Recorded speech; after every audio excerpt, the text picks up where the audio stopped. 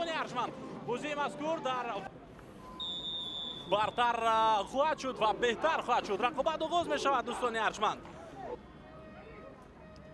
از کشورهای خارج نیز بازیگران هستند. گرداد شقالوف ضربه و جانب دروازه بسیار حالتی نزدیک به خارجی.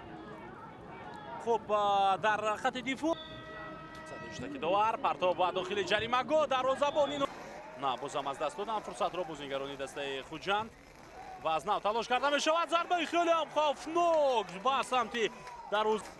البته اگر جانب دروازه دسته دوشنبه به هر حال بسیار یک ضربه بسر دسته دوشنبه آیسته آیسته به خود می آید و به بازی وارد می شود. فرهاد در جریمه گاه قرار دارد. پسی او به مرکز امکانیت برای اجرایش ضربه جانبی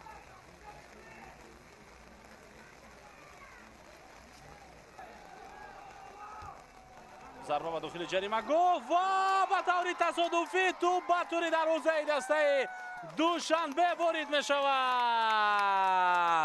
اینجا گرگ را ببینیم. نوزین باباجانوف چطور پرتاب کرد از کنار میدان. عزتالله کاپیتانی دسته دوشنبه اینجا با سر توپ رو میخواست از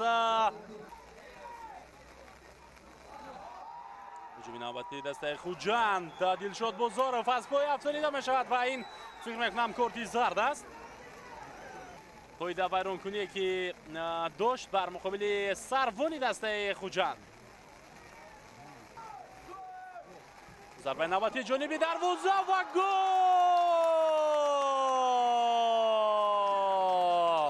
این نوبت دوستان ارجمند یگان بازی دلر و این ضربه مستقیم جانبی دروازه بود که حتی میتوانست باشد.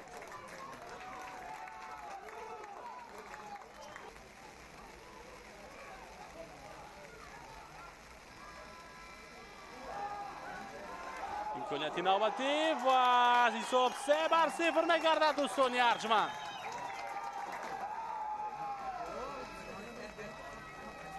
تکرارا میبینیم که او بسیار خوب تلاش نوبتی خوجند با سرعت بلند در اجرای چند بازیگر یک بار دلیر یادگوروف در جریمه گاه قرار دارد.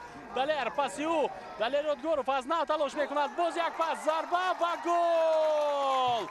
دومین پس گل‌آور در اجرای دلیر یادگوروف و این نوبت تحت شماره 9 پیش از هیئت ذخیره‌ای دسته خوجند و بازی آمده بود.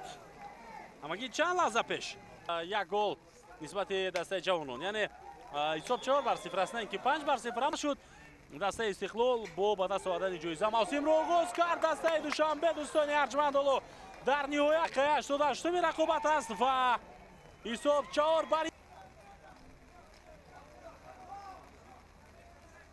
در خوجند به پایان میرسد.